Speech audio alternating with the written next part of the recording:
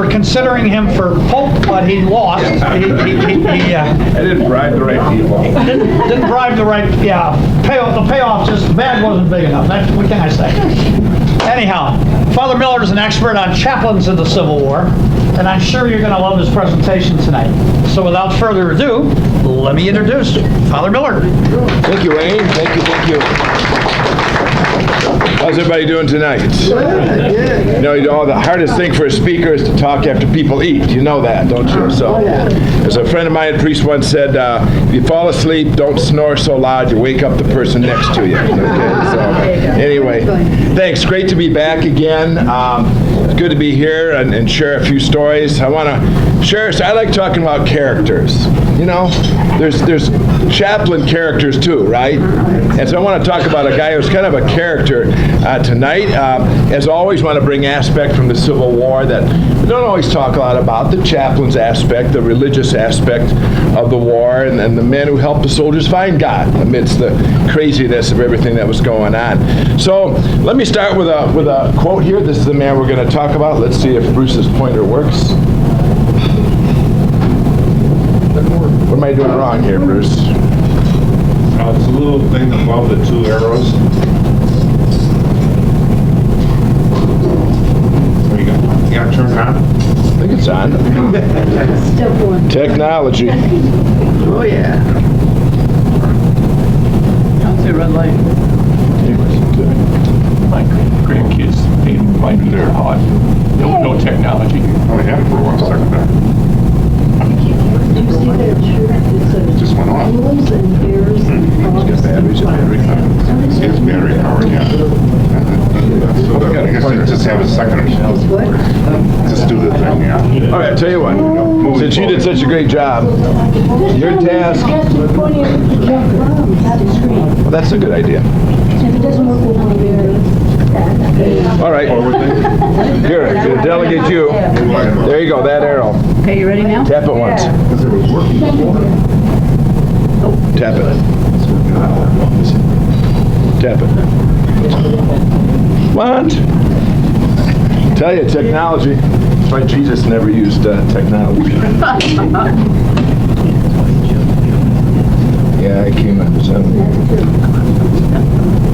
What is going on Oh, here? there it is. There we go. All right, just took a while to warm. There we go. Okay, good. Thank you. I want to open up with a little quote here. Let's hope the rest of these go. Here's words of a veteran at 1862 fighting at Corinth. Confederates massed their troops 8 deep, advanced under a heavy fire of double charges of grape and canister. Terrible enfilade flanking fire was poured on them from every battery. The first shell exploded in the center of the advancing column, killing 30 or 40. Every discharge charge caused gaps in the ranks, but they pushed on.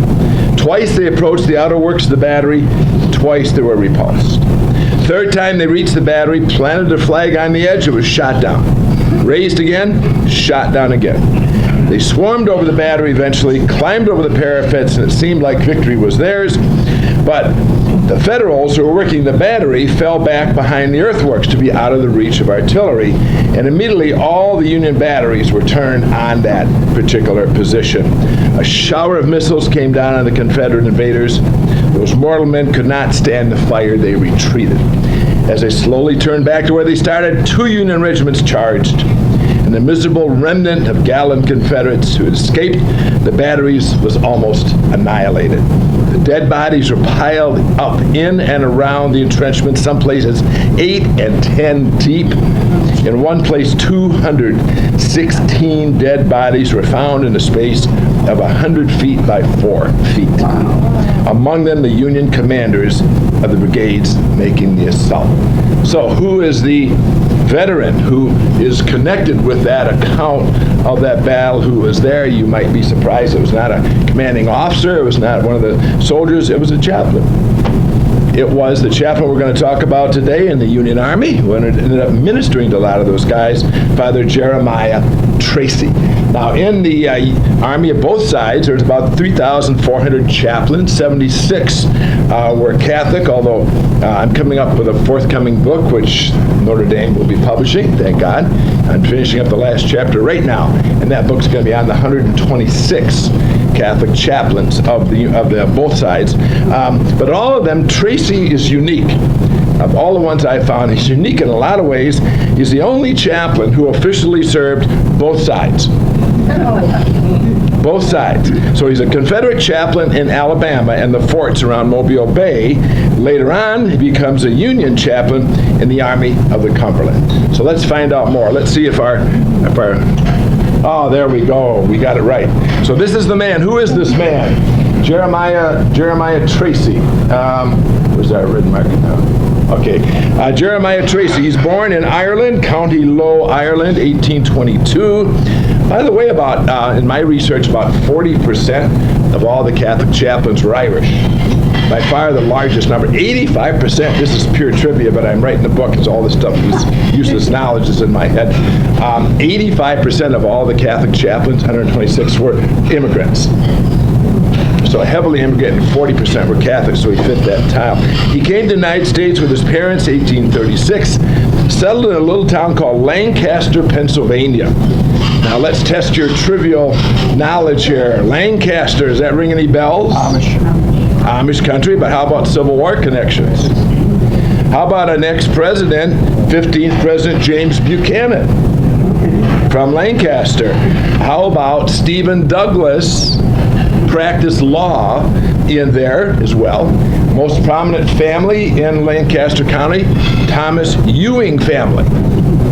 They happen to have a daughter, by the way, named Ellen, who married another I think you've heard of this other Lancastrian who married Ellen Ewing. William Tecumseh Sherman. And there's no now, so Sherman and Tracy grew up in the same area. I haven't found any connection between them. Their timelines just don't jive though. Anyway, Tracy's the principal of a high school there for a few years after graduation. And then he went to the seminary in Maryland at the time, second oldest Catholic seminary in the country, founded by, some of you who are Catholic remember Mother Seton. The famous Mother Elizabeth Seton actually started that seminary. So he was recruited to work in what was called the West. Then in 1849, he came to Chicago. Okay, at the time, Chicago had grown huge. It had grown 6 times its number in just 10 years. The streets were bad. The water was horrible, there was malaria, and there was cholera. Thank God the city conditions have improved, haven't they, for us today? Anyway, well, yeah, the streets especially haven't changed. Well, all of this affected his health. He got pneumonia. He's advised by doctors, get out of Chicago. People are doing that today, too, aren't they? So getting out of Chicago, so he decides to go west to Dubuque. Dubuque, Iowa is a brand new diocese, like 10, 12 years old. He's taken in by the French bishop. They were looking for a priest, Matthias Loris. You'll see him in the next slide there. He finished his studies there and he's ordained in June 24, 1850. So let's hit the next one here. Let's talk about his time there is Loris. My pointer doesn't work here either, so we'll forget about that. There's Matthias Loris. It's a huge diocese. Look at the size. It covered all of Iowa, covered Minnesota, covered North and South Dakota, east of the Missouri. Huge chunk of territory. A lot of Indians. 30,000 Indians there at the time, 43,000 white, only 3,000 were Catholic. So Loris wants to find priests, which is the big challenge as the country is growing, and so he's happy to have them come. A lot of Irish immigrants, and I don't talk too much about it because over here he has a huge colonization program. He actually was very well known for trying to get Irish settlers to settle in the West. We'll talk about that in 1 second here. So when Tracy got ordained in 1850, there happened to be a cholera epidemic in Dubuque. He was living at the rectory with Loris, and they both spent a lot of time ministering to the sick in the area, often going without food. There's some stories about how much they labored, and you can see down here, one quote says he was a household name. He was all over the place helping people. He then spent 9 years, when that got settled, he spent 9 years kind of as a missionary. It's a huge area, and he rode on horseback, and that's the way the priests in those days obviously got around. They'd ride into an area, gather up whatever Catholics they could find, and try to get them together for Mass, for worship, for sacraments, building communities, and he's trying to, of course, settle the area with Irish people coming in as well. This would really be the pattern of his life.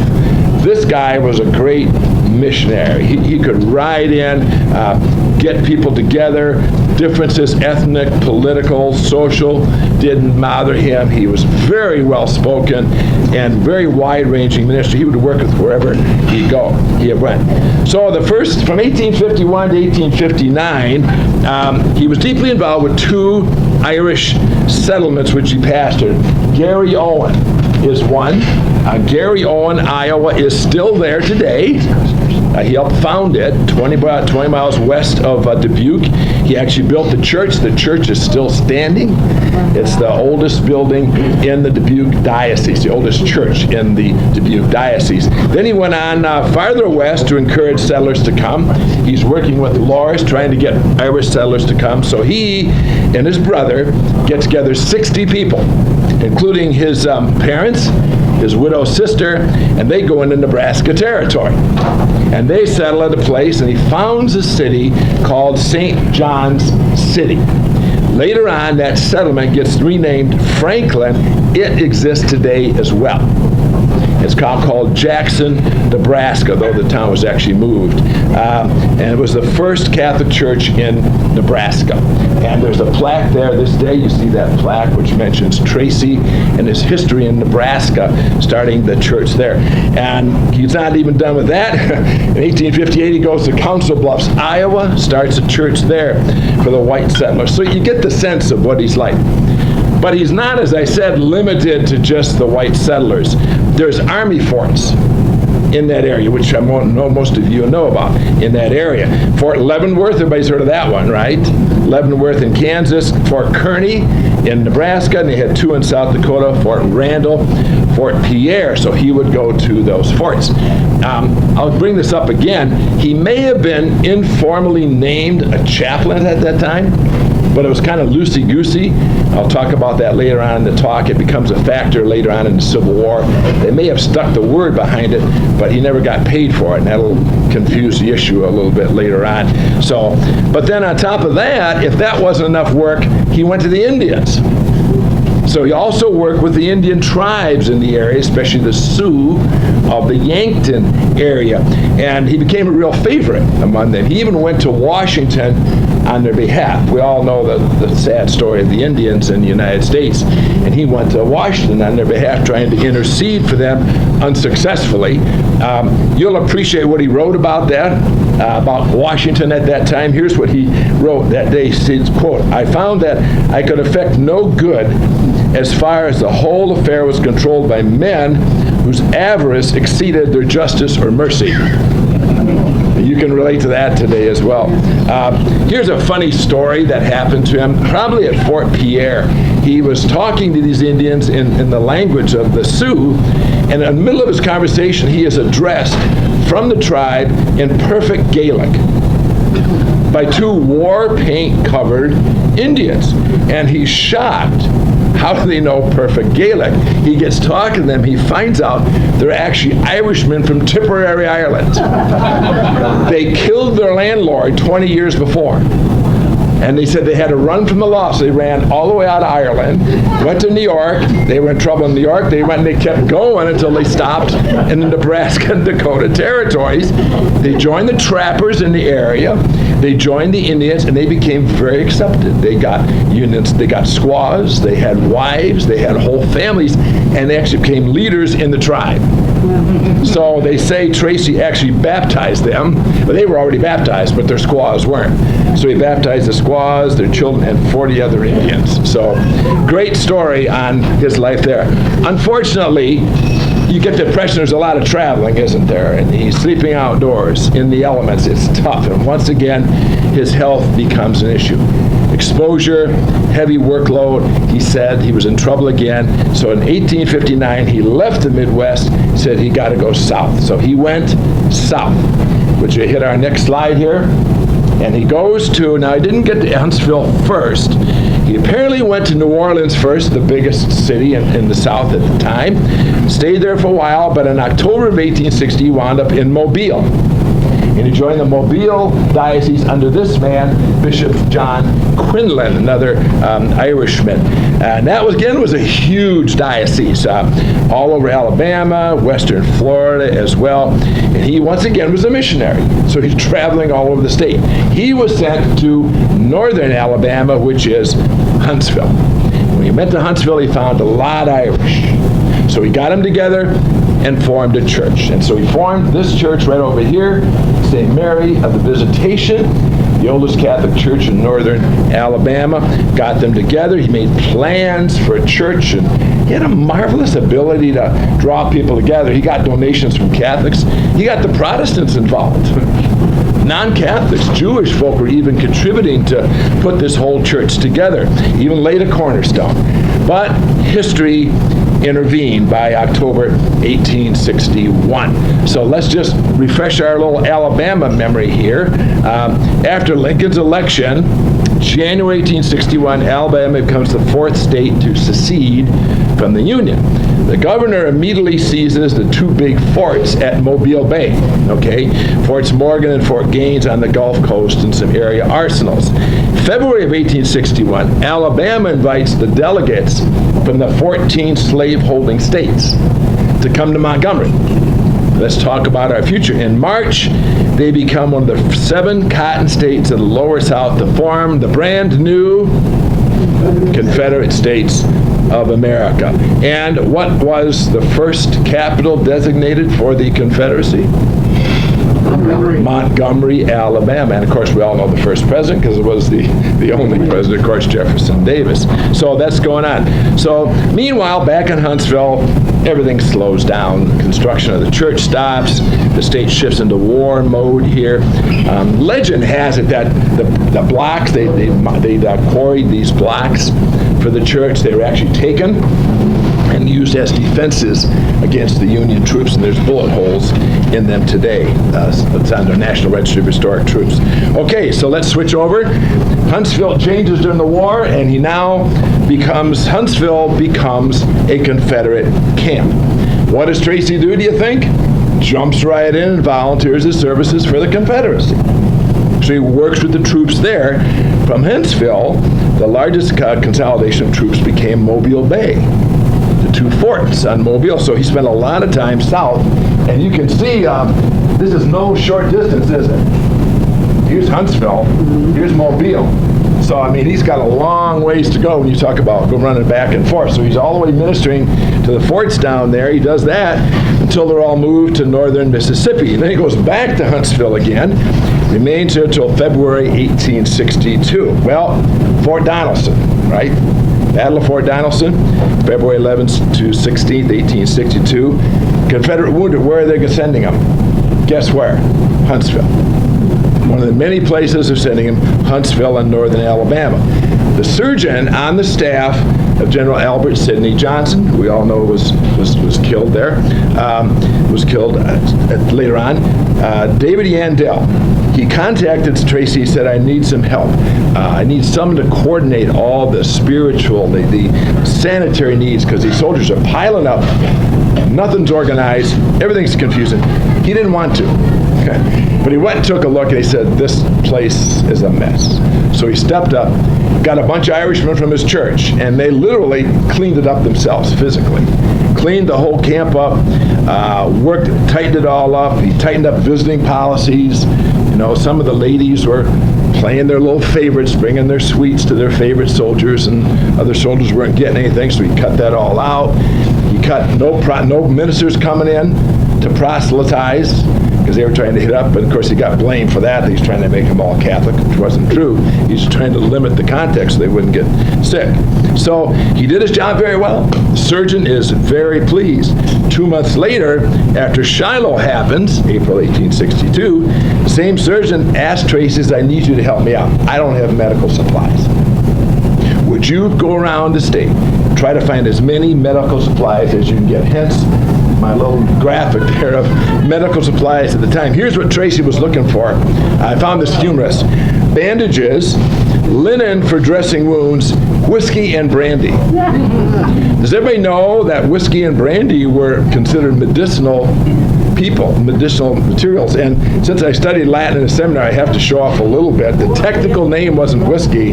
They called it Spiritus Frumenti, which means corn. Spirits of corn, basically, because Frumenti is corn. Brandy was called Spiritus Vini Gallici, French wine. So I guess supposedly the soldiers weren't supposed to be able to read Latin, but they knew they were getting something when they had their shot in there. So Tracy went around, got all he could, took him to the army at Corinth, and eventually they got there. Of course, by then, as we know from your history, after Shiloh, the Confederate troops retreated to Corinth. They were anticipating a battle, and that became the first Battle of Corinth in May of 1862, and Tracy takes all the supplies there. Now, this is where the story gets interesting, okay?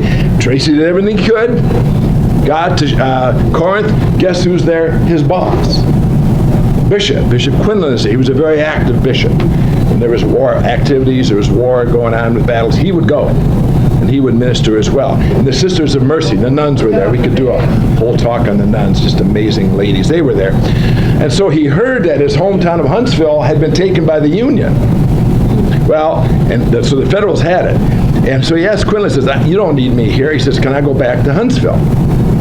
Quinlan says, fine, you can go back, but he's got an issue here, okay? He has a Confederate pass, which he's been given, to go through Confederate lines, but the whole area he's got to go through is all controlled by the Union. So he is in some deep trouble here. So literally, he has 1 month. It's 120 miles away. Huntsville is to the east. He has 120 miles. It takes him 1 month to get there. And from what I read about it, it's fascinating. He travels at night, hides out during the day. He got shot at a bunch of times. He had to backtrack. He borrowed a mule one time. He got a Negro slave to help him out at one time. Guess what? In the end, he got there. And he even got through the picket line. Nobody noticed him. And got back to his church. So he's in his church a couple days. He says, you know, I really shouldn't just show up here without somebody knowing. Says, I got to be honest and straightforward. I got to go talk to the Union commander, this guy, Ormsby Mitchell. So he goes to tell Mitchell what he done. Mitchell is furious. And of course he blames him of being a spy. He's coming in, he's ingratiating himself, he's mistrustful of his motives and all that stuff, so he grills him for a couple hours. What's going on here? What's up with the Confederates? They have a heated dialogue, and it is heated because he, later on after the war, Tracy told a lot of these accounts to a guy named Coiningham, who finally, his memoirs were published just 2 years ago, so there's a couple chapters on him. So it's a heated dialogue, but Tracy, in the end, convinces the guy. And Mitchell believes, okay, he's a man of God. And the funny thing in the story, Mitchell says, okay, I believe you're a humble man of God, quote, not like those damn defiant secesh preachers. That phrase comes up a lot. Damn defiant secesh preachers. So he gives him a pass. So now he can go through the Union lines to do his work. So once again, now he's working with the wounded Confederate soldiers. Things are going good until one day, a Union soldier who's there dies, and he's Catholic. They have no priest to do it, so they asked Tracy, being a priest, what do you think he did? He did it. Well, now that changed his ministry, so now he's working with Confederates and with Union soldiers. You might think, well, that's pretty cool. You know, you're doing what a priest should do. That leads to the next problem. You ever heard the phrase, no good deed goes unpunished? Guess who doesn't like the fact that he's now working with those damned Union soldiers? His parish. His Confederate parishioners, very strong. He's getting into a lot of trouble because he dares to help these Union prisoners. They consider him a traitor. So they didn't think he should be allowed to stay with them anymore. And it got really tough and uncomfortable. So he's advised by friends, you need to get out of here for a while, because this is a bad situation. So he says, okay, I'll go to Tuscumbia. It's west about 70 miles. There's a nice little Catholic mission there, and I'll hang out there. What do you think's going to happen next? The story continues to get interesting. He's crossing the Tennessee River in a, next slide please, okay. He's crossing the Tennessee River in like a flatboat. He has a suitcase with him that says Reverend Tracy, Mobile, Alabama. Well, a sergeant, Union sergeant, sees that suitcase, and he's pretty suspicious. So he arrests him. As soon as they get to shore, he arrests him. He then takes him to his captain, and his captain rudely treats him. He's even worse. Just treats him horribly and rudely. He's very suspicious. He calls him a what? Damned secesh preacher. Okay? So he takes him to the colonel. The colonel is the worst of all. He says, I'm not a Christian. I'm not a Catholic. I don't give a damn about you guys. He's ready to practically shoot him. Okay? Curiously, this guy, after this incident resolves, this colonel actually leaves. He bolts the army. He deserts. And he left all the supplies of the Union for the Confederates to get. So this is the character of this guy. Well, as this is going on, finally, Tracy is an Irishman. You know, he got a little bit of luck being an Irishman and maybe a priest. Finally, his luck changes. Into the tent, as he's talking, the colonel walks the Union Brigade Commander, General David Stanley. Stanley is born in Ohio. He became a general early in the war in the Western Theater. He's a very good man, very sensitive man, very much of a believer, although he's not a Catholic. Okay, he strikes up a conversation with Tracy. The two get talking, and they share some basic information, and he telegraphs that information to his commanding officer, who was William Rosecrans, who's then at Iuka. Well, Tracy and Stanley are getting along so well. Stanley says, well, where are you going to stay tonight? He says, I don't know. He says, come on, stay in my tent. So he gets invited into the tent of General Stanley. He spends the night there. Next morning he gets up, goes to Tuscumbia, says Mass for the residents, for the Union soldiers. And in fact, one Protestant chaplain in the regiment actually promotes his Mass. So you often hear about some conflicts, but there's some collaboration that goes on as well. So then he heads towards Iuka because General Rosecrans wants to see him. Now, you got to understand Tracy's luck in meeting Rosecrans. Do you know Rosecrans' history? William Stark Rosecrans had just been transferred to the Western Theater, May of 1862. He's General Grant's subordinate. He happens to be the most prominent Catholic officer in the Union Army. On the Confederate side, the most prominent would have been Beauregard. Pierre Tristan Beauregard was a Catholic as well. So his brother is a bishop in Cincinnati, Sylvester Rosecrans. Rosecrans had converted actually while he was a professor at West Point in the 1840s, and he's very strong in his faith. He's delighted to meet a priest. He's delighted to meet Tracy. He immediately gives him a whole tent, gives him a headquarters, gives him an orderly, and he puts out an announcement to the troops that we got a priest here, and anybody wants to come to the priest, you can come. So Tracy stays around for like 5 days now, and he's ministering, doing Mass, hearing confessions. September 12th, he even received General Stanley into the Catholic faith. So Stanley got baptized by Tracy. So interesting little connection there. So when all this gets done, Tracy says, I want to get back to Huntsville. Rosecrans said, no can do, because we are on the way to Iuka. A guy named Sterling Price has some troops there, and we got to go down there. I can't let you go back right now. I need you to minister to the wounded. So on September 19th, the Battle of Iuka takes place. Tracy's there ministering. What do they say? You see the elephant? That was Tracy's first time of seeing the elephant, and immediately he distinguishes himself. He's set apart right away. Here's what he wrote later on. He says, quote, once when there was considerable confusion, I rode forward and commanded a halt to the running troops, which was obeyed. I then began upbraiding the officers and the men for turning their backs to the enemy, and I helped stop a panic at that particular place. My attention was now focused on the wounded, going in swarms to the rear. On those who remained, I had stayed with them in attendance until darkness came. Then I went to the hospital where I served the wounded as long as I needed them. It was 2 o'clock the next morning. Before being tired and weary, I was able to find some rest. So as he's stumbling into his tent, he runs across another chaplain. This right here, John Ireland, is actually the youngest of all the 126 chaplains. I won't get into the story. Off track easily. One of the most Catholic bishops in America. After long together, they worked. So he stayed around for a A week later, once again, he's still trying to get to Huntsville, right? He gets captured again. This time by the Confederates. Because he's leaving the Union Army. The Confederates this time by the 4th Alabama Cavalry. Guess what? Once again, whether it's a priest or Irish, his luck continues. Not the sentinel who's supposed to guard him. The sentry is astonished to see him. He says, I know you. He says, I don't know you. He says, I know you. You gave me my first communion. And so I'm not going to guard you. I refuse to guard you. And Tracy says, no, please do, because I feel a lot safer with you guarding me than with anybody else guarding me. So the sentinel guarded all night long.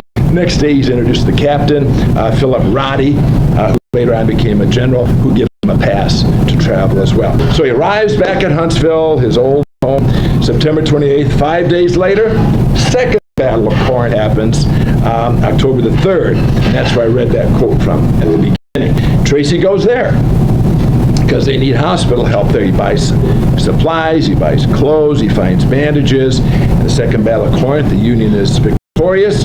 After the battle, guess who he runs into again? William Rosecrans. Well, now, Rosecrans' luck has changed as well. Because you remember your history, you know what happened to Rosecrans in October of 1862. He gets promoted. And he now becomes commander of the brand newly created 14th Union Corps, which he names the Army of the Cumberland. So Rosecrans is in charge. So he remains there at Corinth for a while, a couple of weeks, and he baptizes some 32 soldiers. A number of them were on the verge of dying. He joined Rosecrans and their army as marched towards Nashville with the 14th Corps. It's at this time that Rosecrans authorizes him to become an official Union chaplain. So now he's officially switched sides, but it's still quirky on his actual appointment. He apparently gave him a special field order. Okay, it wasn't directly through the channel, so it's a field order, which means he can go anywhere in the camp, but that's going to run into some problems when you try to get paid, as he will about 6 months later. He's not going to get any money. That's going to be a problem. But he administers the 14th Corps, later on he goes to the 4th Cavalry. He apparently is Rosecrans' favorite. Rosecrans just loves this guy. He's a good friend. He's a spiritual advisor. He's with him a lot of the time. He's Rosecrans' confessor. Rosecrans was very strong in his faith. And he said mass for him, and he even had personal orderlies. It gave him ambulances at his disposal. You tell the ambulances where to go. And he gave them from the 10th Ohio, which also had a Catholic chaplain who was not happy. But that's a story for another day. Father William O'Higgins was pretty angry at Tracy because he got special treatment. Okay, let's move over. Next slide. Next month is when his reputation as a chaplain really gets made. He serves under Rosecrans in Stanley.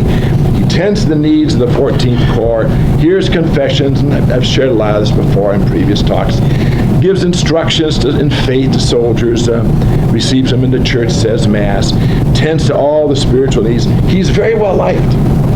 He's very popular. He's courageous. He's fearless. He's hardworking. He's always in the front at the battle, and he's very involved in the battlefield. He ain't hiding in the back. At Stones River, December and January 1862-63, and Chickamauga. He's very active in those battles. Let me just tell you a couple, we're kind of laying out some facts. Let me just tell you a couple of funny stories here that you'll appreciate about him. Rosecrans, apparently, I don't know a whole lot about him, but apparently Rosecrans had a decent sense of humor, and he wasn't above pulling a few pranks. So, in late December 1862, okay, at Stones River, when that battle was just about to kick off, Tracy was ministering at camps around Murfreesboro, okay. On Christmas Eve, he hears the rumor that Rosecrans, his buddy, is going to order a general advance of the Union Army on Christmas Day. And he's going to attack the Confederates on Christmas Day. Tracy is shocked. So he immediately marches over to Rosecrans' tent to say, you can't do this. It's the greatest day in the Christian year. And that he's going on. And Rosecrans kind of plays him, gee, I hadn't really thought of that, you know. And so he turns out loud to his aide, Julius Goresh, and says, gee, I wonder if we can we possibly delay it, do you think? Would that be possible? And Goresh says, well, you're the general, you can do whatever you want to. Rosecrans, okay, we'll delay it for the 26th. So Tracy left the tent convinced he had changed Rosecrans' mind, and he believed that for the next 15 years of his life. What really had happened was two corps commanders, Thomas Crittenden and George Thomas, had already come to Rosecrans and said, there's no way we can attack them. We don't have enough forage. We need days to recover. You got to delay. So he already made up his mind to delay it. But he wanted to have a little fun at Tracy's expense. The decision had already been made. So because he thought it was pagan-like orders. So the performance was so convincing, he never found out until 15 years later that the whole thing had actually been made up a long time ago. At Stones River, another funny incident happened at Murfreesboro. While pursuing Bragg's army, the Union almost captured John Hunt Morgan, famous cavalry raider, right? And they arrived at the house where he was literally eating breakfast. He had just sat down at the table. They made him this great, beautiful, huge breakfast. When Union cavalry came up, he got out of the house just like that and left his whole breakfast there. So all the Union officers sit down, and what do you think they did? They ate the breakfast, right? So they're eating what was John Hunt Morgan's breakfast, and Union General Staff, Tracy, rides up. Of course, they all know him. He walks in the house, and all the officers say, hello, Father, how are you, Father? Well, these ladies of the house are Baptist or Methodist. They ain't never met a priest. They think he's the father, literally, of all the men, all the general staff in that room. And so he plays along with the game. Yeah, these are my sons, and these are my children, da-da-da-da, and they play along. Finally, right at the end, as he's walking out of the house, he tells them who he really is. And they say, we really enjoyed you. We'd like you to come back without the rest of your sons and their guns. He said so.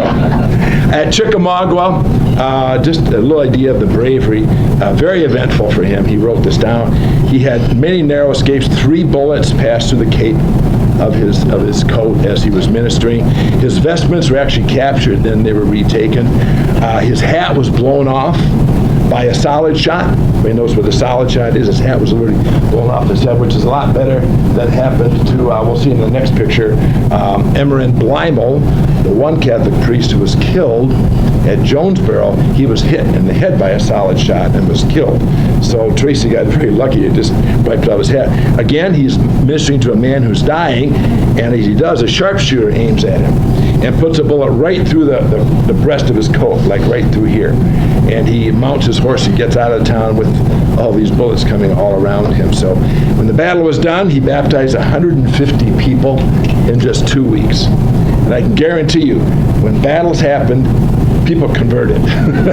I see this over and over again after a battle, amazing stories of people.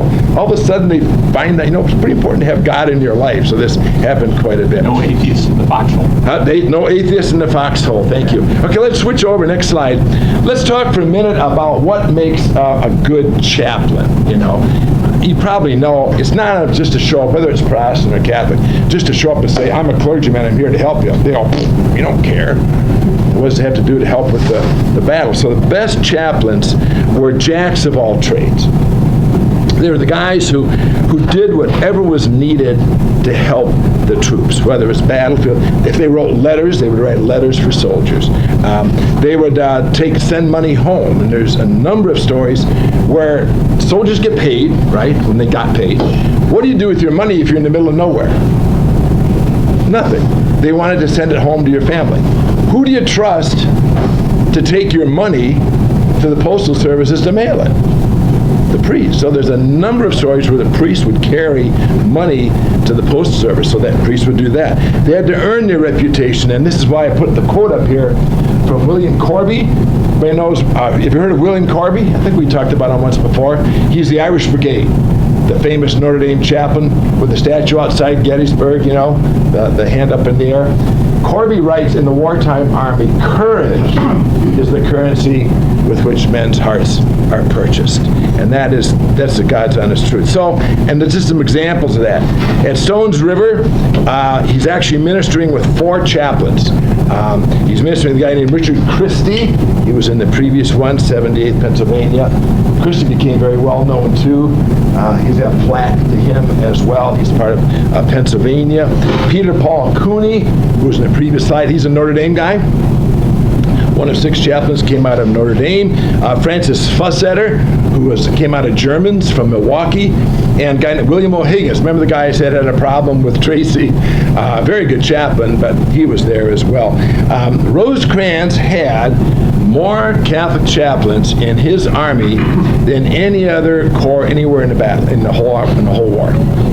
Even in the Irish Brigade. Irish Brigade had chaplains consistently, but at one time, Rosecrans, right here, Rosecrans had more chaplains, actually 6 Catholic chaplains, so it was quite a remarkable achievement. He became lifelong friends with Christie. They hung out together after the battle and became friends after the war. Next day at 4 a.m. in the morning, the day the battle started at Stones River, he says Mass, 4 a.m. for Rosecrans, for the whole staff. Rosecrans' aide was Julius Goresh. If you heard that name at all, Julius Goresh will not survive the battle. He will get killed, knocked off his horse right at the beginning of that battle. When the battle starts, again, Tracy is just renowned. He's everywhere. He's outstanding for his bravery and his courage. It's recorded he rode right behind Rosecrans' staff under fire as the general is rallying the troops. Remember the battle? If you remember that battle, the Confederates won early success, remember? And then Rosecrans kind of rallied the troops and pushed them back. So apparently Tracy was right behind him. His own horse got hit and killed from underneath him. And he kept on going, kept on ministering. He gave a general absolution. Have you heard about this before? I often talk about this. General absolution is Catholic confession, but it's in Mass, right? So usually confession is done one-on-one, but if you all were a company going into battle over there, I could absolve all of your sins in the moment, and that's exactly what he did. And there you see a picture of Tracy doing a general absolution. Here's his version. Tracy rode to the front, raised himself in the saddle, and cried out, "Men, prepare yourself. I will give you general absolution." Happened, nearly all were Catholics. He recited the Confiteor, I confess, ask forgiveness of your sins, told them to make an act of contrition, meaning tell God you're sorry for your sins, while he pronounced the words of general absolution. In an instant, all the hats were off. Soldiers were on their knees. The scene was immensely striking. The ceremony over, the priest dashed through the line to the rear, to the back of the batteries where he joined a portion of the staff. So general absolution was frequently done if the soldiers were going into battle. Interesting story, he always carried 2 canteens with him. One had water, one didn't. And the other one had whiskey. So here's his description of the whiskey. He said the whiskey was a stimulant. He says, during the struggle, as with many others, he was frequently seen with some poor fellow's head on his knees, giving him a reviving draught so as to enable him to make his confession and prepare yourself for eternity. If I had a little whiskey in me, I think I'd talk easy too, wouldn't you? So that was what it was for. The water was for purposes of baptism, especially for members of the Protestants in the army who had never been baptized, and a great many of them required the services of the priest on the battlefield. The last day, a fascinating story, last day of Stones River, January 2nd, fierce Confederate attack. When the battle dies down, Tracy's riding the battlefield. Remember, he's got ambulances right under his control. So he's riding the battlefield to make sure all the Union wounded are taken off the field. As he's riding, he notices what appears to be a log in the field there. And he says, I wonder what that is. He rides over there, and it's a wounded Confederate officer. So he gets off his horse, lifts him up, puts him on his knees, gives him a shot of whiskey, of course. Okay, finds out, lo and behold, he's a Catholic. He's from Baton Rouge. His name is Captain John Ryan of the 12th Louisiana. So he puts a stole over his neck, hears his confession. The man is in tears. And quickly after he's done, he gives him another shot of whiskey, and he's about ready to start moving him to get him out of the line of fighting, whatever's going on, and move him to a tree. But immediately he's spotted by the Confederates. So the Confederates start shooting at him, okay? So immediately he rides off. But this man is on his mind, so later on he sends an ambulance. They pick him up, take him to the hospital. So later Tracy's saying, where is this guy? Whatever happened to him? I don't know where he is. He couldn't find him. So finally, about 24 hours later, he found him in a private house. They just dumped him there. No one had seen him, no one had taken care of him. So Tracy calls Rosecrans' private surgeon and says, get this guy over and take care of him. They do an amputation, and he lives long after the war. So what's the point of this story? About 6 months later, Tracy is in Nashville. Okay, he has a break between battles, a little time off. He gets in Nashville a note to visit this one lady's house in Nashville. He goes there and he finds 3 women, 3 sisters. He walks in the door and one lady falls to her knees and starts kissing his feet. He says, what is this all about? They're the sisters of John Ryan. And they heard what he had done. And they got done talking and visiting, and before he left, they gave him an envelope. They said, here, take this. He said, no, I don't want to. Just take it. Inside was a cross with pearls and diamonds worth at that time $700. So that's the kind of gratitude that they had. Okay, let's switch gears here. Now the change comes, if you know your history. Rosecrans gets relieved, and who comes in? General George Thomas, okay? Thomas takes over. Tracy stayed with the Army of the Cumberland, but he apparently had a little period of don't know what to do, because remember, he was really close to Rosecrans, and he wrote a letter to his bishop that said, I don't know what to do, should I stay or not? He was up in the air, but he decided to go back, and so he went back with the Army, working with Stanley, and he was all the way through the Atlanta campaign with General Stanley. Stanley asked him to be on his own staff. He served with them. He was at Franklin when Stanley nearly got killed. Stanley, as I mentioned, he was a Catholic, and he wore what's called a scapular. I don't know if some of you are Catholics. It's an old Catholic piece of cloth with a relic in there, a name of a saint, and a bullet cut him so close that it cut the scapular off his neck. But he survived. That's how close it came. But Stanley survived that for sure. So he was with him at Franklin. He was at Nashville as well. A lot more stories about Tracy, a lot about his bravery and his selfishness, and sometimes some humorous ones too. There's some funny ones, as I told you. Some of them are in this book called Soldiers of the Cross by this man named Cunningham. Here's one story. I'll just share one more with you, though. One story that sums it up real well before we wrap it up here. So after one battle, apparently a Union deserter is captured. And you know what they did to deserters, right? Shoot him. So he's sentenced to be killed. He says, do you want a chaplain? He says, I don't stand that Christian stuff. I can't stand it. If I would see any chaplain at all, it'd be, he says, quote, if I would see any preacher, it'd be that old man Tracy. He's the damnedest sensible one among them. Well, Tracy hears this, and he says, well, I'll go, and the guy's notorious for his profanity. And he said, I'll go see him. He wants meant my name. So he doesn't expect much, but they start talking. Tracy removes his shackles, brings him his own tent. They start talking. Guess what happens? This tough exterior begins to break down. The man begins weeping. He says, I want God in my life. I'm about to die. So Tracy gives him quick instructions. He baptizes him, and then he goes with him to his execution. So that's that effect, that what a good man can do in his life.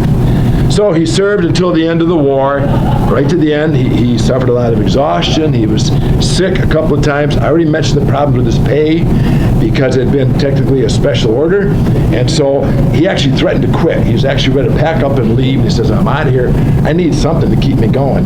So finally they got something in, and he began to get some money. His salary kicked in. In his account of Tracy's life, Cunningham has this quote. He says, Tracy was as well known, as well respected in the Army as old Sherman himself. Very well known. Okay, let's move on here toward the end. One more switch here. Of course, the war concludes, as we know, in April 1865. Later, of course, in the Carolinas and in Texas. Tracy remained with the Army for the rest of the year. But as December came around, it's Christmas time, right? Guess where he wants to be again? backwoods Huntsville. Wants to go back to his parish, so he returns to the Diocese of Mobile, and he's at his church for Christmas with his family and with his church family. He basically remained there for the first 5 or 6 years of Reconstruction. It's kind of funny, he only formally resigned later on in 1866, so he may have had some connections, but he was definitely back home in his parish. He remained as pastor of St. Mary's the Visitation up here, remained there until 1872, and actually his family moved down there. His father died. His mother moved down. His uncle, his hubby, her husband, family moved down as well. In Huntsville, he immediately began his own reconstruction because you can imagine what happened down south, right? Things got destroyed. So his church was destroyed. It was devastated. He needed money, and you know how valuable Confederate money was at that time. So Tracy did what a lot of guys did. He went on a speaking tour. A couple of chaplains I read did that. He went up north and he preached in these large churches in New York and Philadelphia, raising money for the poor churches down south. He got the money, brought it back. He was actually able to solicit funds to rebuild his church. And once again, others, Protestants, Jewish folk contributed again, and he was able to finally complete the project. In 1877, it was dedicated, and ironically, it was a very ecumenical service, which really was fairly rare for that time. I mean, Protestants and Catholics were not known to get along, but it was actually an ecumenical service for all different denominations. More than 500 people were there. Interesting piece of trivia, when this church in the heart of the Confederacy was rebuilt, a group of former Union troops helped build it. This is a group called the Veterans Reserve Corps. Have you heard of them before? Also known as the Invalid Corps. Does that ring bells? These are soldiers who've been wounded, okay? And they could contribute in other ways, so they were kept around to help. And so wounded ex-Union soldiers actually helped rebuild Tracy's church down south and raise the limestone walls.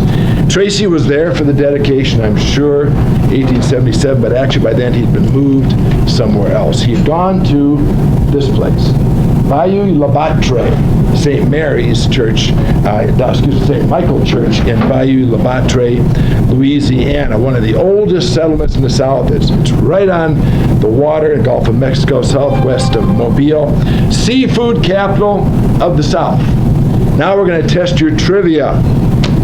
What do you know about Bayou La Batre? That's a great, Bruce has heard this talk already, so I think you know already, so you can't give it away. There's Bayou La Batre is famous, I'll give you a hint, in one movie. Who was from Bayou La Batre in Forrest Gump? Bubba. Yeah, the shrimp guy. Benjamin Bubba Blue was from Bayou La Batre, and that's where Forrest got his career in shrimping.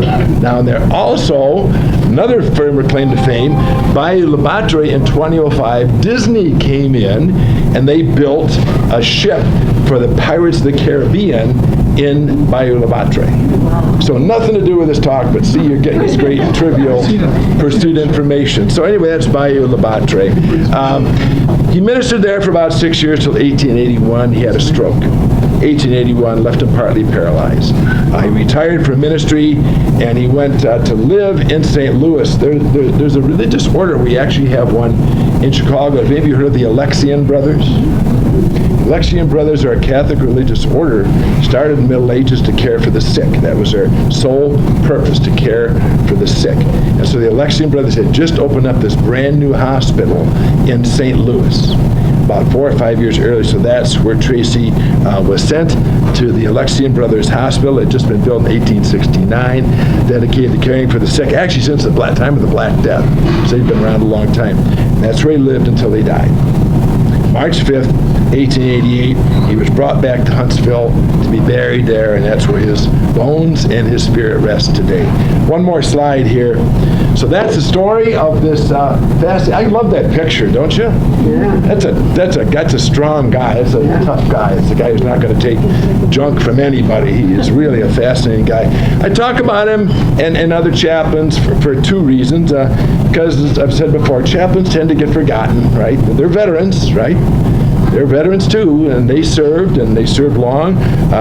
National parks tend not to mention them. God bless Ken Burns. I love his Civil War series. You won't find him mentioned to religion or chaplains anywhere in that whole series. It's just forgotten.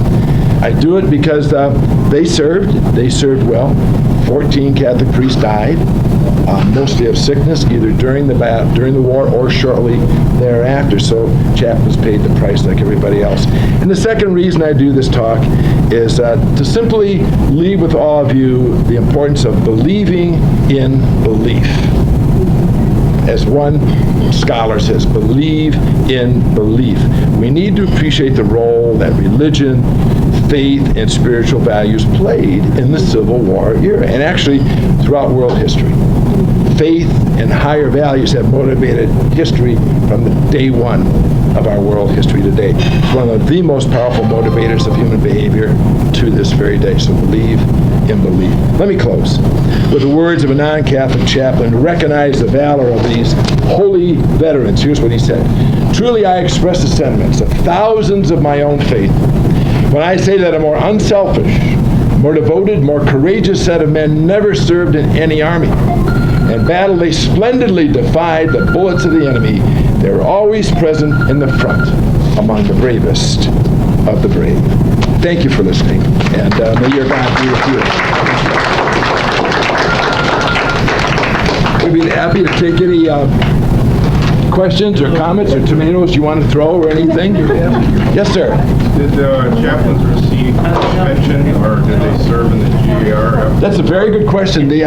Some of them were part of the GIR. Bruce asked that question last time because he heard this talk a couple months ago. I have not found evidence that they received a pension, but I was going to follow up on it, and I haven't done it yet. So I got to follow up on that and know for sure whether they did. I would suspect they tried, okay, for sure. The GAR, yes, there's actually a fascinating chapter of the GAR formed in Notre Dame. And that you had one qualification to be part of the GAR chapter in Notre Dame. You know what it was? You had to be a priest or a brother. And why do I say brother? Because Notre Dame is fascinating. I do a talk on Notre Dame chaplains. Some of you may have heard of it. About 10 soldiers after the war became brothers in the Order of the Holy Cross in Notre Dame. And they're buried in Notre Dame's cemetery. So when I went there to write this book, here, Oh, you okay? when I wrote this book, Won't Pray to the Same God, about 12 years ago, I was in the cemetery looking around, and I found Cooney and Corby and these guys. I said, what are these other guys? Because they have Civil War graves. But it says Brother Cornelius and Brother Nicholas. So they were all soldiers who became brothers. So that GAR chapter was only limited to clergy. It's unique of all the GAR chapters. So How much are your books so we can let everybody know? these books are $20. I'll keep them 20 for you guys. I got a new book that I'm working on. As I said, it's going to be called Faith of the Fathers. More of these stories. I'm trying to. I like telling stories, as you probably can tell. So there'll be a lot of stories in there about these guys and some of the good history. So.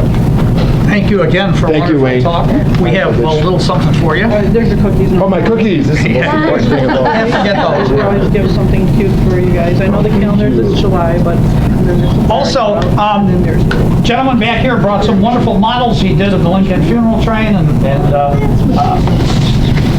one of the ironclads and so forth. And you're welcome to come up, and anybody can ask any questions about those as well while Sandy does the raffle. So feel free to check with our builder here and see what if you have any questions. What's his name? What's your name, sir? Tom Seuss. There you go. Okay. Tom Susan. You built that yourself, Yep. did you not? Yep. Yes. Tom built them by himself. So you're free to ask him any questions, and I'm sure Father Miller will stick around if you'd like to ask him And a if few anybody questions. wants to buy any book, they're $20. Yep, $20 for his book, and he'll be happy to sign them for you. Sure. Is there anybody here who would like to buy